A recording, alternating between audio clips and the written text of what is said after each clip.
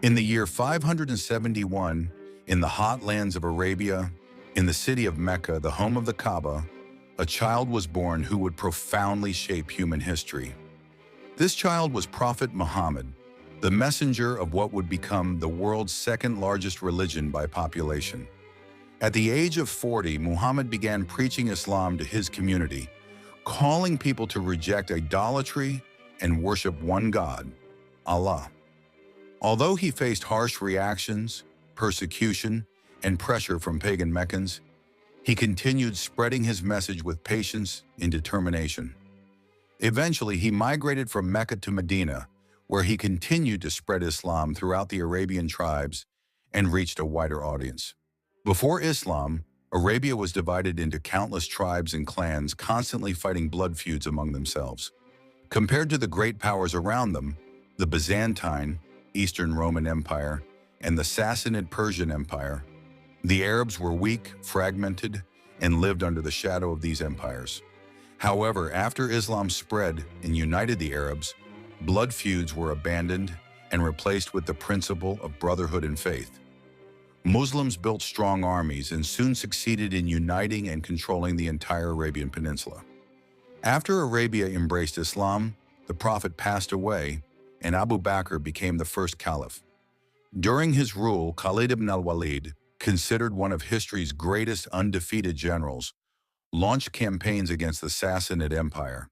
He conquered most of Iraq from the Persians and opened the path for the deeper Islamic expansion into Iran. Next came the other great power, the Christian Byzantine Empire, one of the most powerful and influential empires in history. According to Islam, Jesus, Isa, was a prophet, and the faith he brought was a true divine religion. But Muslims believed that over time, priests and clergy altered Christianity and presented Jesus as the Son of God. Therefore, the Byzantines were following a religion that Islam viewed as altered, while Islam was the final and true revelation delivered by Muhammad. Letters were sent to the Byzantine emperor inviting him to accept Islam, but the invitations were rejected.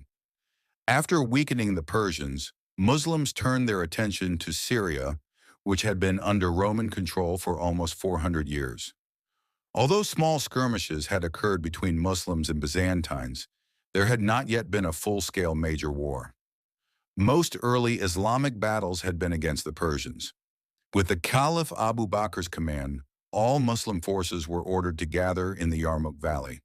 The army was placed under the authority of Khalid ibn al-Walid and one of the Prophet's greatest companions, Abu Ubaidah ibn al-Jarrah. The Roman army, on the other hand, was commanded by two important Byzantine generals, Vahan and Theodore Tritherius. When the armies met at Yarmouk, the Muslim forces were initially divided into four separate commands. The Roman army, however, stood as a single massive formation, heavily armored and organized. Upon arriving, Khalid ibn al-Walid realized that this divided structure would lead to defeat. He immediately unified all Muslim units under one centralized command. The Muslim army was made up mostly of lightly armored or unarmored agile infantry and fast cavalry units, numbering between 25,000 and 40,000 soldiers. The Roman army, however, fielded between 70,000 and 100,000 heavy infantry and cavalry, equipped with armor and supported by auxiliary troops. In the early years of the Muslim conquests, Emperor Heraclius and the Sasanian ruler Yazdegerd planned a coordinated assault against the Muslims. For this reason, the two armies avoided direct confrontation for a long time, hoping to attack simultaneously. However, Yazdegerd failed to raise a proper army in time due to internal turmoil, and the coordinated strike never materialized. Growing impatient, Heraclius decided not to wait for Yazdegerd and chose to face the Muslims alone. The Byzantine army took position in the Yarmouk Valley, a narrow area bordered by steep cliffs that offered little chance of retreat. Khalid ibn al-Walid, on the other hand, positioned his cavalry in open ground where they could maneuver freely. The battle is said to have lasted 6 days. In the early clashes, the Byzantine heavy cavalry struck a powerful blow at the Muslim center, causing parts of the line to break and soldiers to flee. This moment proved decisive. Seeing their men running, the Muslim women behind the lines confronted them, shamed them, and threatened to abandon them if they continued retreating, forcing them back into the fight. From that point, the tide slowly turned in favor of the Muslims. Over the following days, Khalid ibn al-Walid repeatedly intervened with his elite cavalry wherever the lines faltered, wearing down the Byzantine forces. Despite fierce clashes, the first 4 days produced no clear result. On the fourth day, the Byzantine commander Vahan requested a ceasefire.